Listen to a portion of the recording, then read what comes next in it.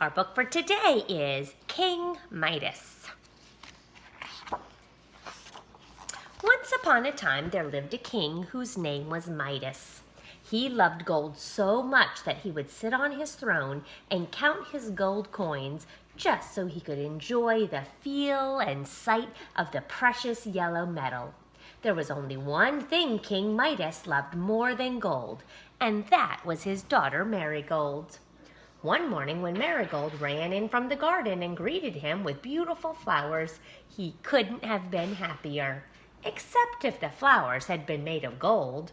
So he would say, "Oh, my lovely child, if these flowers were made of gold, then they would be worth the picking." In fact, his wish to collect gold grew each time he saw Marigold, because he loved her so much. He believed that the best thing he could do for her would be to one day give her the biggest pile of gold that had ever been gathered. So King Midas spent all his time collecting gold, which he kept in a treasure room in the basement of his castle. The treasure room was very secure, and Midas kept the door locked even when he was in it. The room had only one small window through which a single beam of sunlight could shine, and that King Midas found useful only to illuminate his gold. That's why when a shadow crossed the light's path, he looked up and was quite surprised to see a stranger standing there. That stranger looked around and said, "King Midas, you are a very wealthy man." "Yes, I've done well, but it's taken me my entire life to collect this gold. Tell me, King Midas, if I granted you one wish, what would it be?" King Midas thought and then replied, "I would wish for the golden touch." "I will grant you your wish," answered the stranger. "At sunrise you will awaken with the power to turn everything you touch into gold." And then the stranger vanished. King Midas had trouble sleeping that night, for he couldn't wait to see if he would receive the gift of the golden touch. When the dawn's early morning light finally filled his room, he leaped out of bed, eager to see if his wish had come true.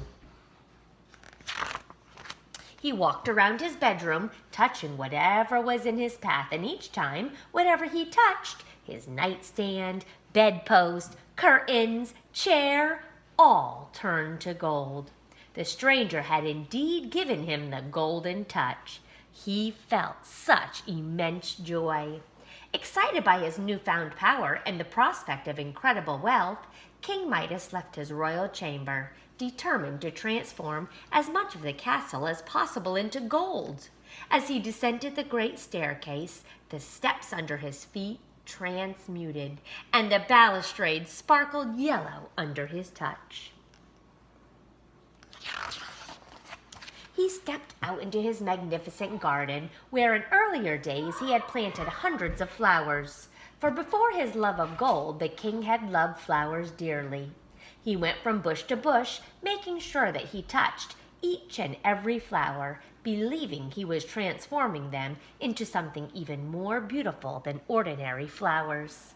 King Midas then realized how hungry he was, and that his daughter would soon be joining him for breakfast.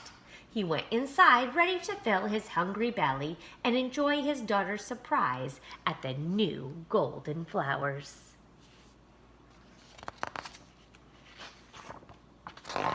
But instead, when Marigold, who was usually very happy, entered the room, she looked very sad. She showed her father the bouquet she had picked for him that morning and said, "Father, look at what has happened to the flowers. They no longer have a scent, and the petals aren't soft and colorful."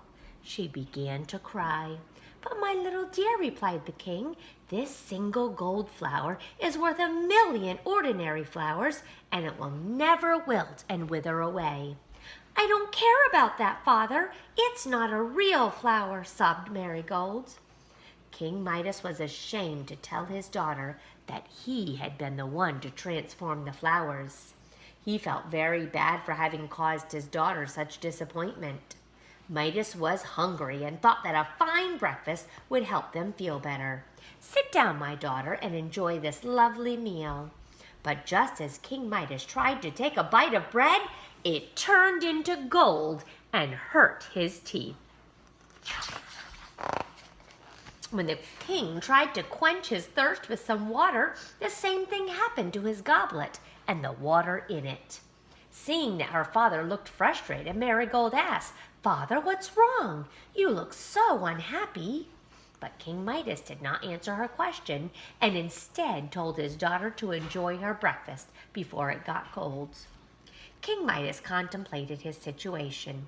It seemed that whatever he touched truly turned to gold. How would he ever be able to eat or drink again, or carry out the simplest of acts? He was quite literally the richest man in the world, yet he could no longer enjoy himself. King Midas let out a terrible groan.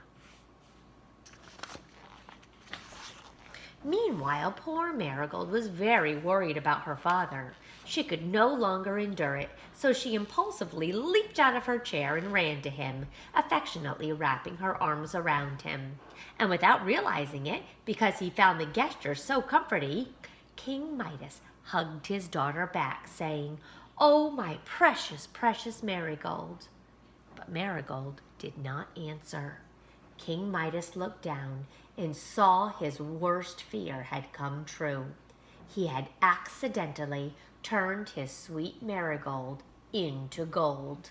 There she stood, now a golden statue, with the look of worry and love permanently hardened onto her face.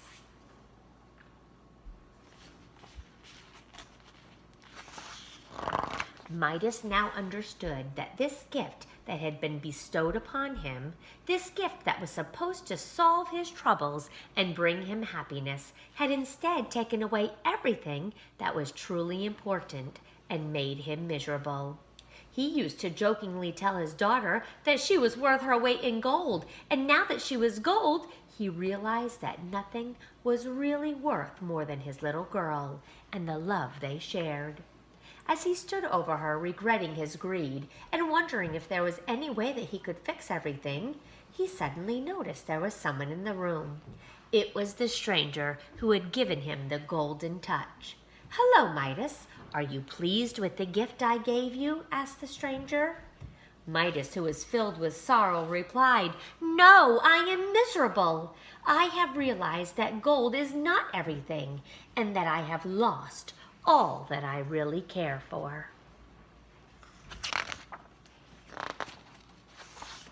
The stranger then said, "I see you are wiser today than you were yesterday. If you truly desire to rid yourself of the golden touch, I will grant your wish."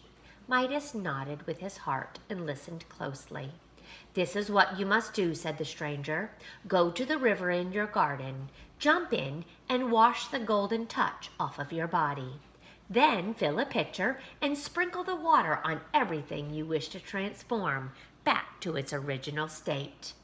Midas followed the stranger's instructions. He could feel his heart grow lighter as he took his river bath. When it came time to fill the pitcher, he was relieved to see that it didn't turn to gold as he filled it. He rushed back to the castle to Marigold. And there she was, as still and golden as when he had left her. He wasted no time in dousing her with water. Midas was filled with thanks as he watched her become herself again. "Father, what are you doing? You're wetting my frock," she declared, having no memory of what had happened to her. Her father laughed and said, "Don't fret over your clothes, my beloved Marigold. Come with me to the garden, for we have some watering to do." Together they walked through the entire garden, sprinkling all the flowers with the river water. Magically, the flowers regained their natural qualities, making them all the more beautiful, valuable, and irreplaceable.